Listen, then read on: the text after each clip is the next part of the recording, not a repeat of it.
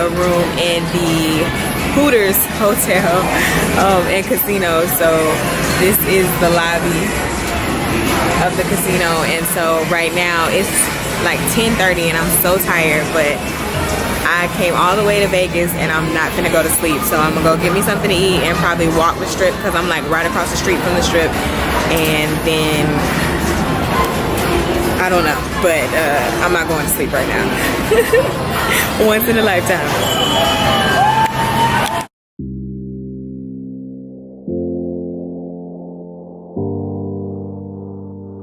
So that's my hotel, the Hooters Hotel. And so it's like right across from the strip. Everything's happening over there. So let's go. Oh, I like that pyramid over there. That pyramid hotel. That wasn't in my budget.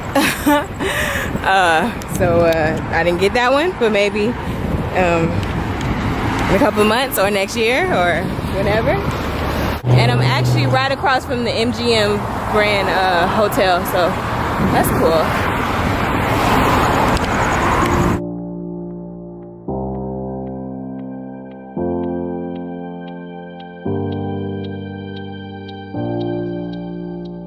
Go, go, go, go where you want. Go, go. So I walked over to the MGM Grand because I wanted to see what it looked like. So it's a lot bigger than my hotel and it's nicer. Go where you need. Go, go, go where you want. Go, go, or go where you need.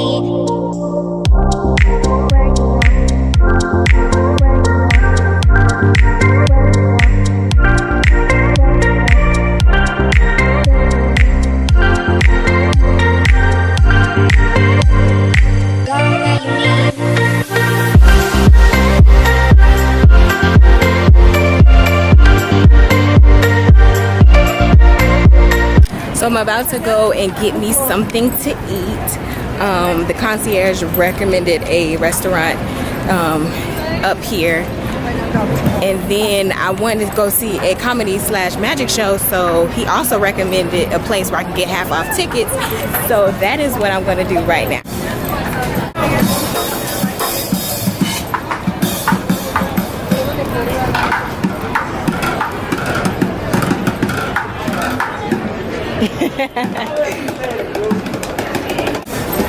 This is the place for the half price ticket. When you dance on you, I was laughing so hard.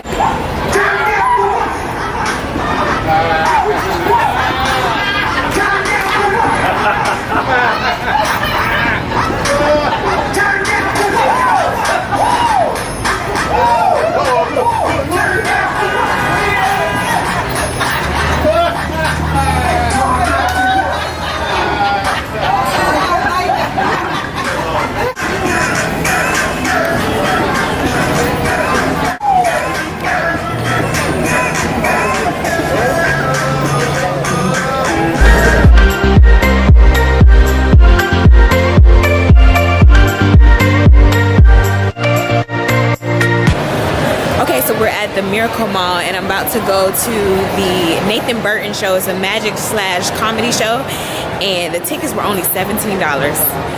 So I'm so excited about that. And I just ate at PF Chang's, so I'm good and full. And they was gonna hold my food for me because I didn't know if I would be able to bring my food in with me to watch the show. So I don't know, I'm just feeling good. And I decided to stay another night because it's gonna be like 5 o'clock before I would be able to even leave. No, probably like 6 o'clock till I would be able to leave. And then not only that, but traffic here in Las Vegas, trying to get out there, and I'm already here and I'm already settled, I'm already situated.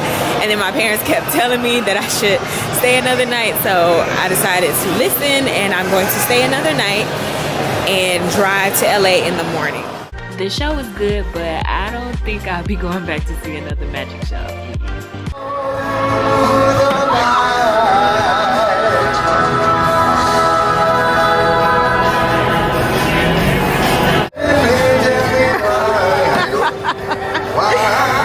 They is wildin'. Oh my goodness.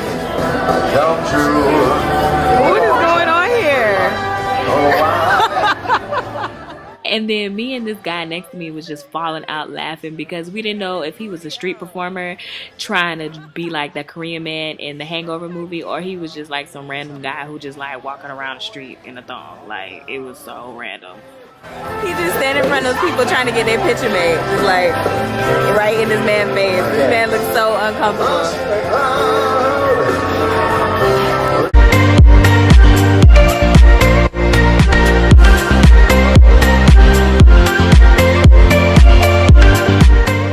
Then I spent 2 hours talking to this guy who was a double amputee, and he just shared with me like his whole life and how he got to the point where he had to get his legs amputated, and he was basically asking for money. And I was able to pray with him and just talk to him and get to know his story, and it was so touching. Like, that was the best part of my whole trip.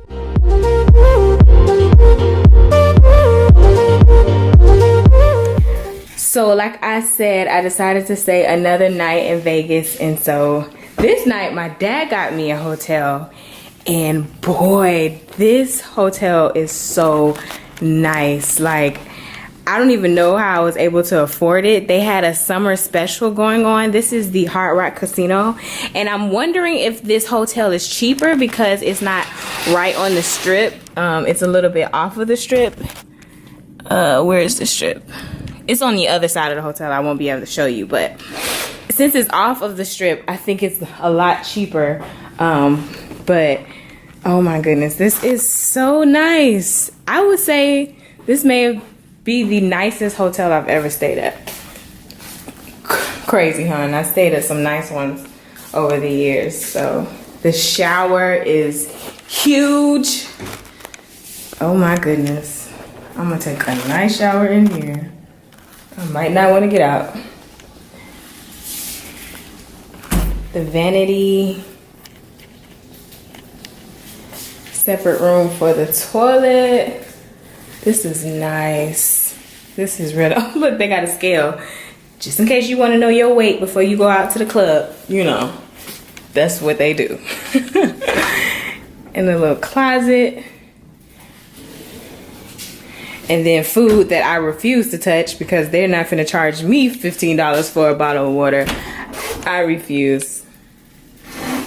I love it. Hey y'all, so right now it's 11 o'clock and it's time for me to check out my hotel. My last night in Las Vegas has been awesome. I really enjoy Las Vegas. And you know, but I'm really excited to go to Los Angeles because I'm kind of over, you know, taking out this big old suitcase every day and lifting it. It's just, I'm just ready to settle down and just have a place. And so I will be honest though, as I'm going to LA, I don't have a place. The places that I looked for before I even left Florida are now unavailable, and places similar to that are not there either, and the ones that I do see are much more expensive than what I've seen online, and it's just kind of like, oh. And so this whole way here, every day, God has been just speaking to me like crazy, and sometimes I just be crying so much that I'd be about to run off the road because I can't really see it. I'm just like, ugh. And like, he's just been telling me so much of what he has for me and what he wants me to do and where he's taking me. And I do have to admit, it kind of makes me nervous and a little fearful. Not fearful, let me not claim that. It just, sometimes I be having to check myself of like, what if all that God said he wants for me will not happen? Like, what if I get to LA and I'm like stuck? But I be having to check myself and just be like, that's not true. That's not right. Like, God has taken care of me this whole journey. Each night I did not know where I was going to stay. I did not have any hotels or nothing booked as I got on the road. Every night somebody was able to find me a room, mostly my dad, but was able to find me a room, look online for me as I'm driving, and then set it all up. So when I checked in, I just like, hey, my name is Janice Green, show my ID and my credit card, you know, to have a credit card on file, and checked in and woke up the next morning, drove 9, 10, 11 hours, the next day, had a hotel room. Like, everything has been planned out for me. And it's no different right now to going to LA, not having a place to stay, not knowing if I'm going to check in another hotel room or go on Airbnb or I don't know what I'm going to do. But God keeps telling me that he has greatness in store for me, and that what he wants to blow my socks off.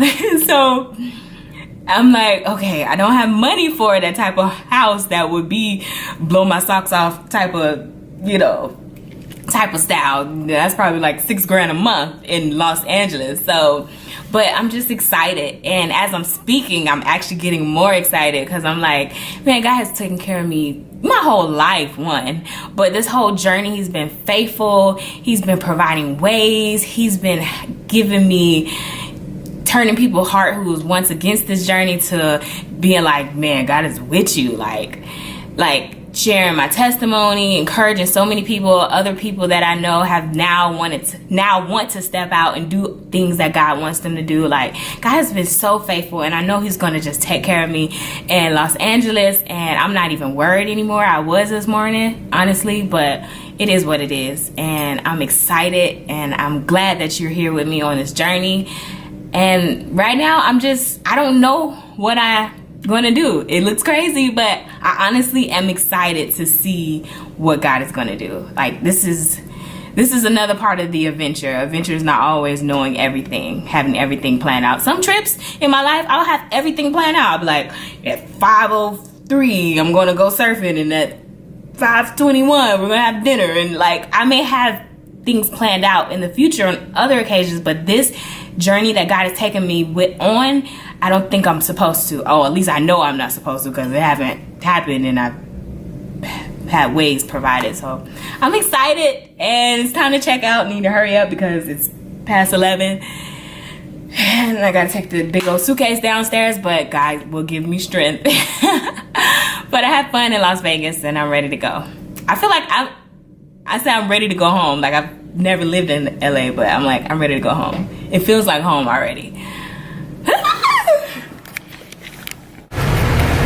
Y'all, I forgot to tell you that right before I got to Las Vegas, I actually got pulled over and stopped by the police because my tail lights weren't working.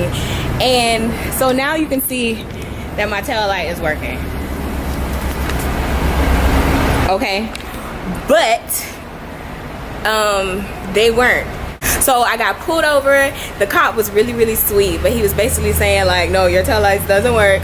Like, it worked when I did the blinker, my hazard lights worked, but my tail lights at night, you couldn't see them. So if you're behind me, you couldn't see, and my car is dark, so it'd be a possibility of somebody hitting me because they couldn't see me.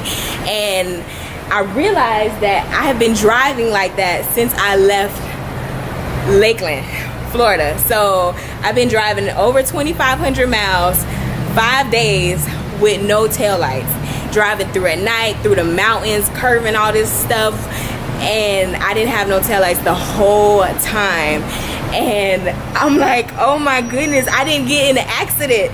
Like, I could have died. Seriously, like, I could have died. And I drove past a lot of police and nobody pulled me over except this one officer. So I'm so thankful for him. I'm so thankful he pulled me over, because I mean, I probably could have got a ticket for that, but he just told me. He didn't even give me a warning. He was like, you should get that fixed. He was so sweet. I wish I could find him, because I would just thank him a million times. But I realized what it was my fuse box. So don't look at my messy car. Under here, I have a fuse, and before I left Lakeland, I actually was trying to fix it because my cigarette lighter doesn't work, and I wanted to use that to be able to charge my phone. And it hasn't worked for like a year, but I decided the day before that, you know, give it a try. And so I read online that it's a fuse problem, that my cigarette lighter probably didn't work. So I was messing with some fuses, and I took it up to AutoZone, and I was trying to get the man to help me fix it. But I think he took out the wrong part, because I know I took it out the right fuse. But one fuse looks exactly the same, but in two different places, and that's a long story. I'm not gonna get in that, but I know why it stopped working. And so all I had to do was put the fuse back in the right slot, and it started working again. And I'm so thankful it wasn't like an electrical problem that I had to go get it fixed. and it was hot. I didn't feel like taking it to no auto shop and ruin my day in Vegas, having to do all that. I didn't know where auto shop or AutoZone or nothing was, so I'm so happy. But I just had to share that with you because, yeah, I've been driving for 5 days, 2,500 miles, and had no rear lights.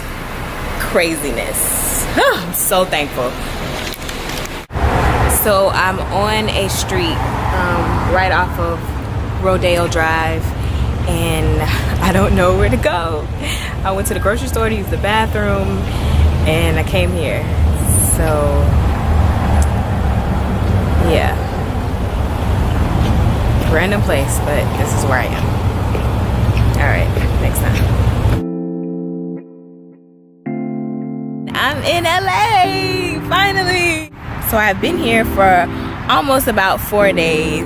I've been through an array of emotions, craziness. So after the second night, I decided to sleep in my car. Woo! I was a little sad to do it.